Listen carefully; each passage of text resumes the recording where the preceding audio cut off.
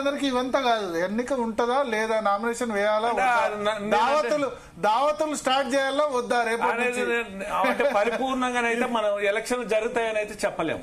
Election జరుగుతాయని చెప్తాం.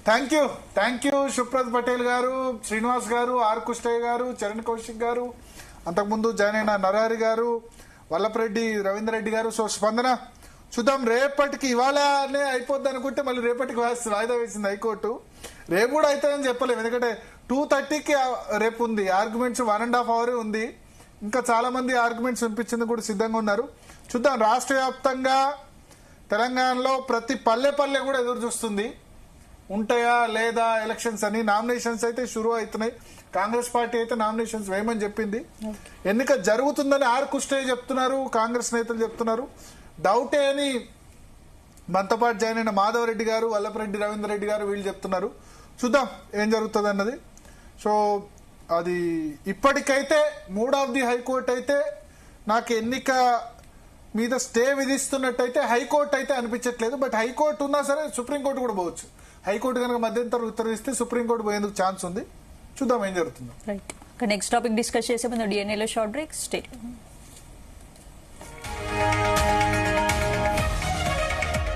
తెలంగాణలో స్థానిక సంస్థల ఎన్నికలు జరుగుతాయా లేదా అన్న అంశంపై క్లారిటీ వచ్చేసింది. ఎన్నికల సంఘం ఇచ్చిన షెడ్యూల్ ప్రకారం రేపటి నుంచి మొదటి దశ నామినేషన్లు మొదలు కానున్నాయి.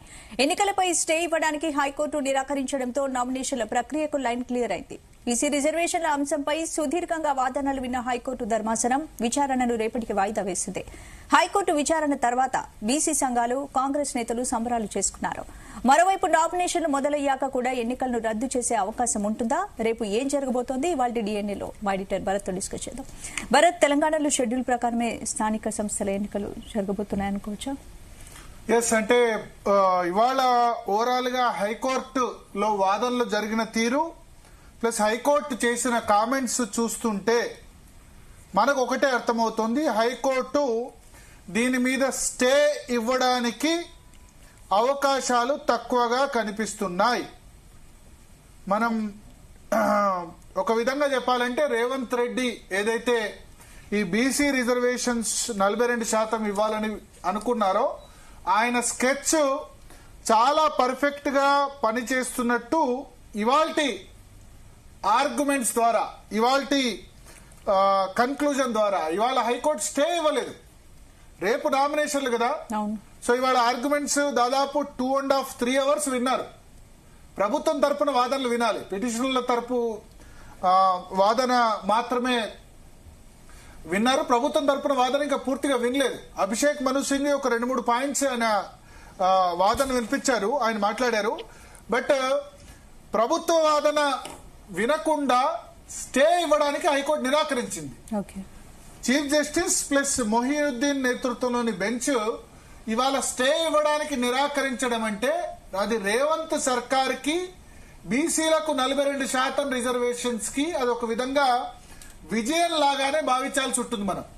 ఎందుకంటే రేపటి నామినేషన్ స్టార్ట్ అవుతాయి. జనరల్ గా నామినేషన్ స్టార్ట్ అయిన తర్వాత కోర్టులు ఇంటర్ఫియర్ కావడానికి జనరల్ గా అయితే వ్యతిరేకంగా ఉంటాయి. ఎన్నికల ప్రక్రియ స్టార్ట్ అయిన తర్వాత జనరల్ గా కోర్టులు ఇంటర్ఫియర్ కావు. హైకోర్టుకు తెలుసు రేపటి నుంచి నామినేషన్ స్టార్ట్ అవుతున్నాయని తెలుసు.